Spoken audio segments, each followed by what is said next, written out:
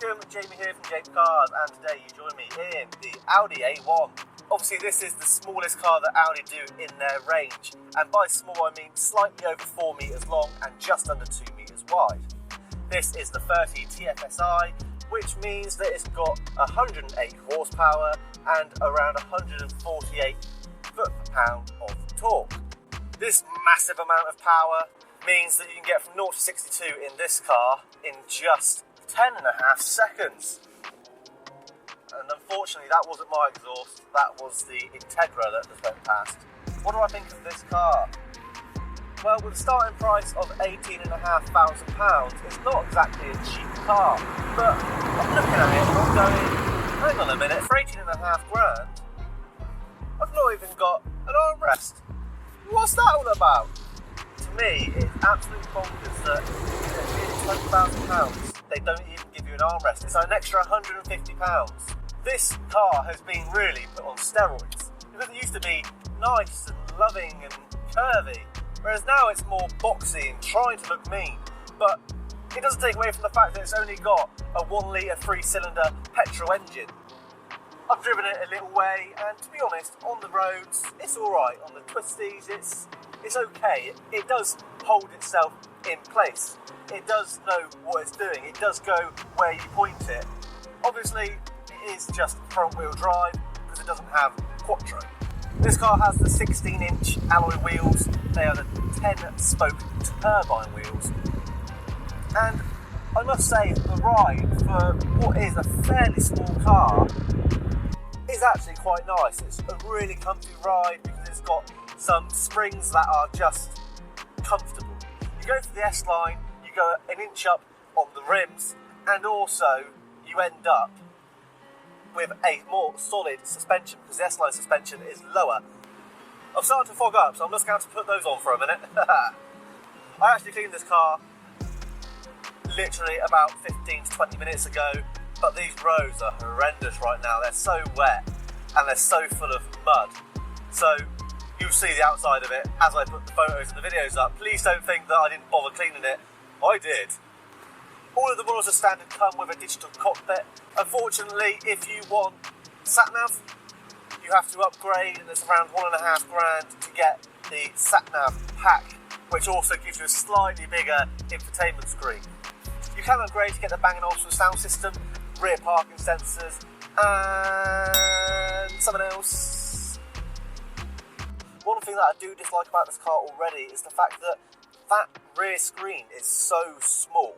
You literally can't see anything out of it, and it's not just that the screen is small, it's also the fact that the rear pillars are massive. The rear pillars being so big means that you've got a lot of blind spots back there. On the dual carriageway, it was a bit like having to really lean to check if there was anyone as I was moving out. This car has cruise control and lane assist. Not a fan of lane assist, never have been. If you've watched any of my other videos, I always complain about the lane assist because it never seems to work. The MPG is expected to be around 52 miles per gallon. So far, if I can find it, I have averaged 38.2. That's with a mixture of driving. When I picked it up, it was in efficiency mode. Now I have it in dynamic mode, and to be honest, just slamming it around. I quite like the matte black, I would say, grills. I quite like the chrome on the inside here.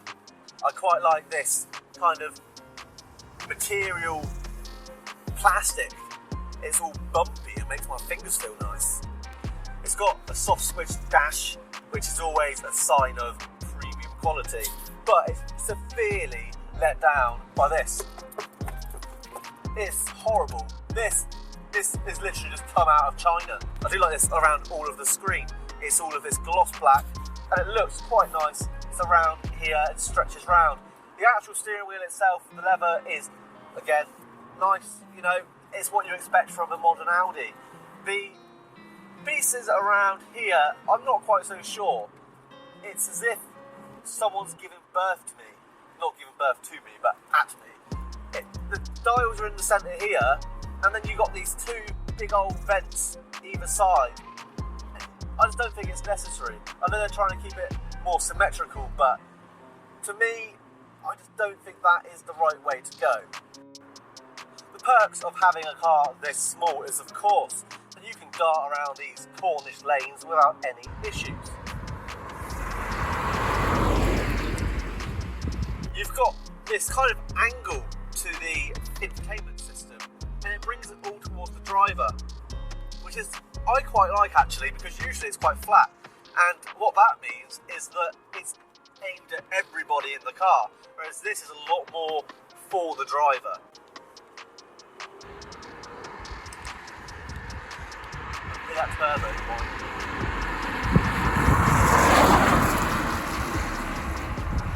Of course, being such a small car, we do need to talk about the size of the boot, because it is fairly small. It's 335 litres, but you do have an adjustable boot floor.